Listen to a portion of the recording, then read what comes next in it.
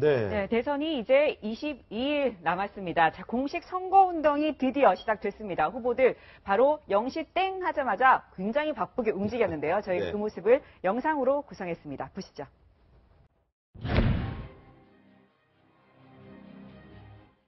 저는 오늘 길을 났습니다. 22일간 대장정에 나섭니다. 그 길의 끝에서 대한민국 운명이 갈립니다. 서민들의 삶과 예반이 새벽시장에 다 있습니다. 서민 경제가 살아야 것이고 국민들이 마음이 편해집니다.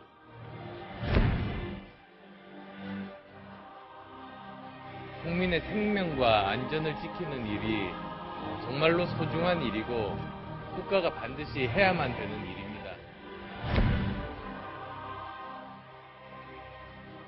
지난 한 2년 넘도록 쉬어본 적이 없어서 체력은 뭐 옛날에 이미 문제가 있습니다만 5월 8일 12시까지 제가 하여튼 잘 버티겠습니다. 가장 다음 대통령이 해결해줘야 될 과제로 꼽고 있는 것이 바로 돈이 실력이 아니라 땀과 노력이 실력인 사회 만들어가자.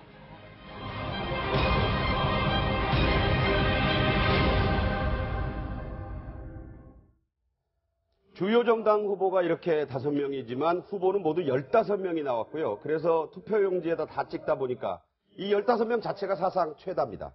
그래서 투표용지 길이가 무려 28.5cm. 30cm 자가 다 돼요. 그래서 한번 쭉 훑어보기도 힘듭니다. 자, 그런 얘기와 함께 오늘 어디서 후보들이 유세를 시작했느냐, 이것도 굉장히 의미가 있습니다. 짚어보죠. 네, 지금 보면 문재인 후보 같은 경우는 대구를 갔어요. 통합 행보를 하겠다 이런 거고요. 그 다음에 홍준표 후보는 가락시장을 갔습니다. 바로 서민 컨셉이고요. 그 다음에 지금 안철수 후보는 인천 해상교통관제센터를 갔고요. 그 다음에 유승민 후보는 서울종합관제센터, 그리고 심상정 후보는 경기도에 있는 지축 지하철 차량 기지 이렇게 갔습니다. 각각 이게 굉장히 후보 캠프마다 굉장히 이거 머리 써서 이렇게 굉장히 복잡하게 잡는 거 아니에요? 저게 아주 중요하죠. 네. 문재인 후보 같은 경우에 2.28 민주어긋탑을 갔다라는 게 이게 여기가 어디냐면요.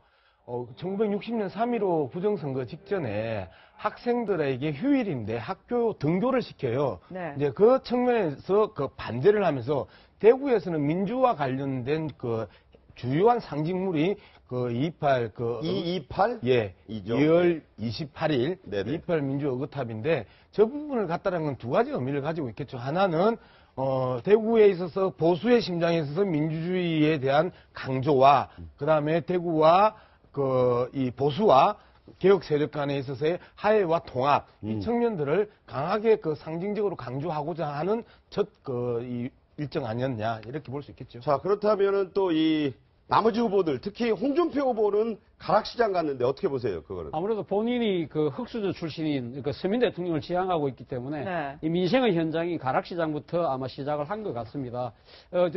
홍준표 후보의 입장에서 본다고 한다면 아무래도 지금 자신이 상당히 공을 들이고 있는 지역이 TK와 충청이기 때문에 네네. 오늘 유세도 아마 충청도인 아산 현충사를 가서 또 충무공의 정신, 이 상류십이라는 말 있지 않습니까? 신에게 아직 12척의 배가 있다. 네네. 그렇죠. 그 말을 아마 상기시키면서 지금 지지율은 낮지만 역전의 찬스는 있다는 것을 강조하기 위해서 아마 아산 현충사도 들르고, 그리고 앞서도 제가 이야기했듯이 지역적으로는 TK, 충청에서의 입지를 회복하겠다는 그런 의지가 담긴 행보가 아닌가 하는 생각입니다. 자, 안철수 후보는 안철수 후보는 두 가지 측면이 있는 것 같아요. 지금 아무래도 수도권에서 조금 문재인 후보한테 밀리기 때문에 경기 인천지역, 네, 특히 경기 인천. 수도권. 네. 그래서 그 지역을 선택한 것 같고, 또 하나는 지금 세월호 어제가 어제 삼주기, 아니었습니까? 그리고 국가라는 것은 기본적으로 국민의 생명과 재산을 지키는 것이 네. 안전이죠.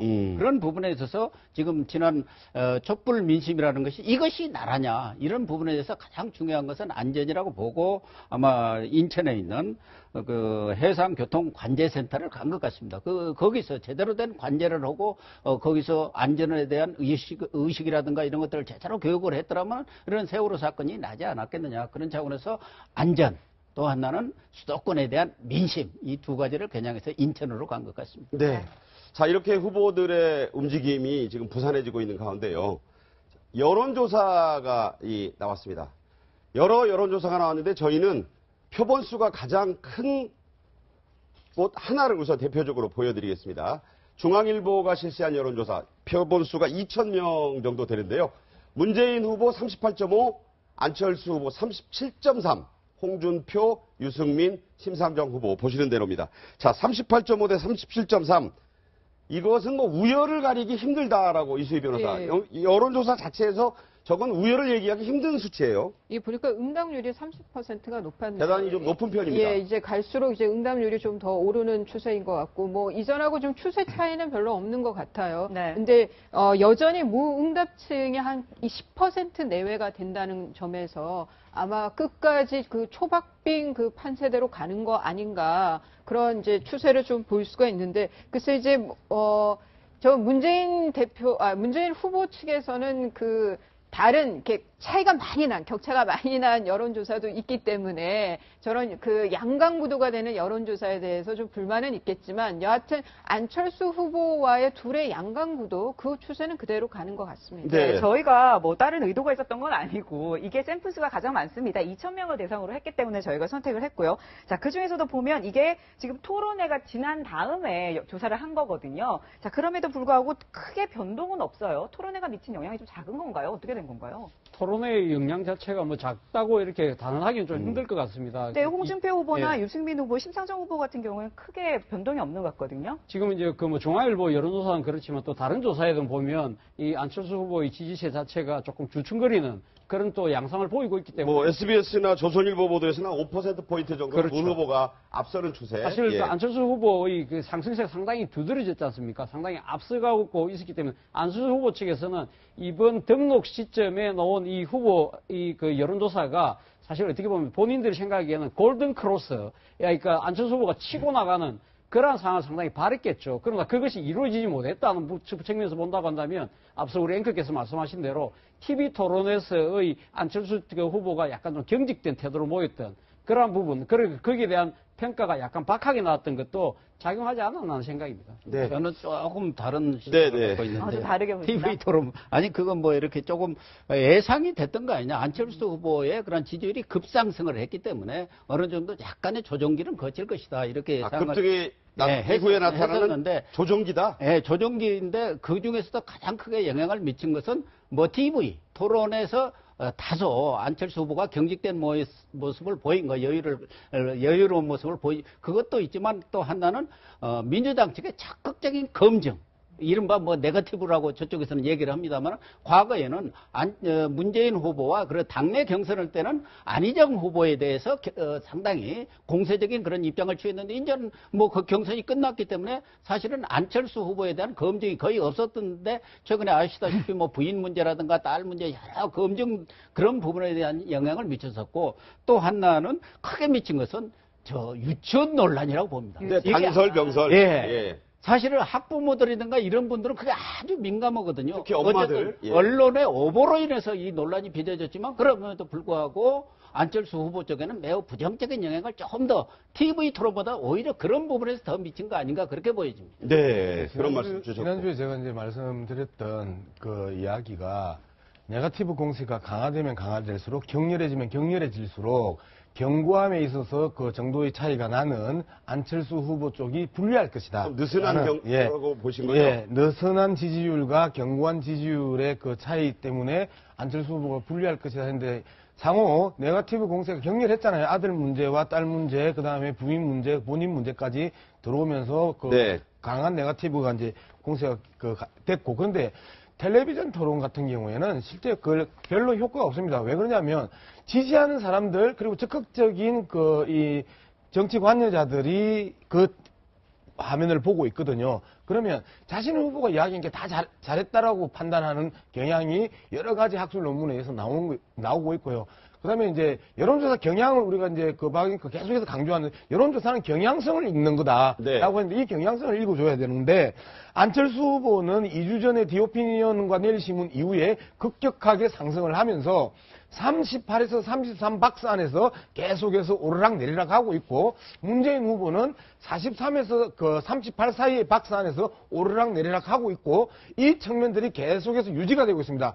앞서 이야기했던 그 5%포인트 정도 차이가 나는 여론조사 결과가 있었고, 그 다음에 10%포인트 차이 나는 여론조사 결과가 있었고, 그 다음에 1%포인트 안에서 그 중앙일보 그 여론조사가 나왔던 것들이 기본적인 경향성 속에 있어서 주춤해진 국가, 그 다음에 경고성을 더해가는 과정들, 네. 이러한 경향성을 읽어가면서 여론조사를 볼 필요가 있다는 걸 설명할 필요가 있는 거죠. 자, 여론조사를 둘러싸고도요, 얘기가 많은데, 이번 대선의 특징, 세대 간 투표 양상, 이른바 2030 대 5060의 대결세가 뚜렷하다.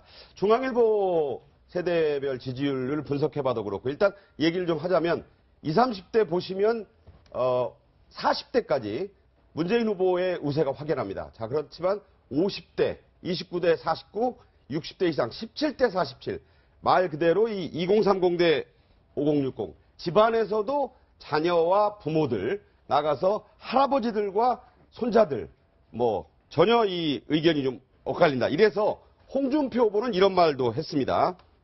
자유한국당 후보죠. 여론조사 기관들 한 달 전과 지금 내 지지율이 똑같은데 당조사는 판이하게 다르다. 엉터리다. 이렇게 얘기했습니다. 어떻게 보십니까?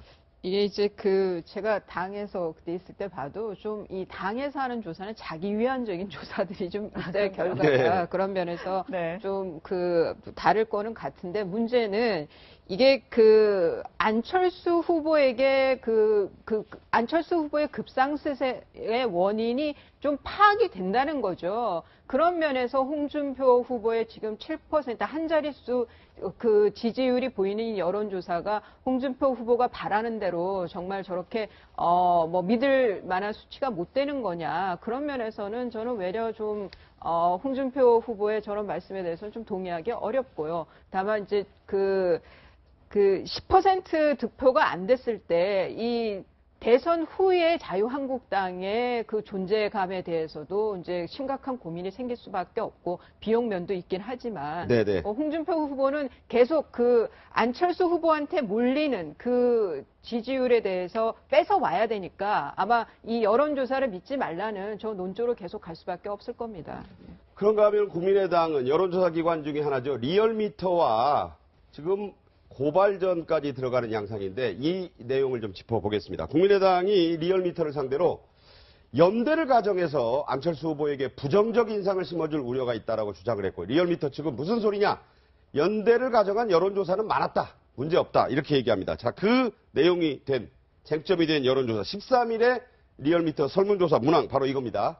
민주당, 정의당 연대한 단일 후보 문재인 그리고 국민의당, 자유한국당, 바른정당의 연대 단일 후보 안철수의 양자 대결로 치러진다면 누구에게 투표하시겠습니까? 국민의당 이 대목을 문제 삼고 있네요. 네, 근데 신기한 게 그 전에 똑같은 문구로 문재인 후보 측에서 이거 문제 있다라고 또 검찰 고발하지 않았습니까? 다 아재민수인데요. 네.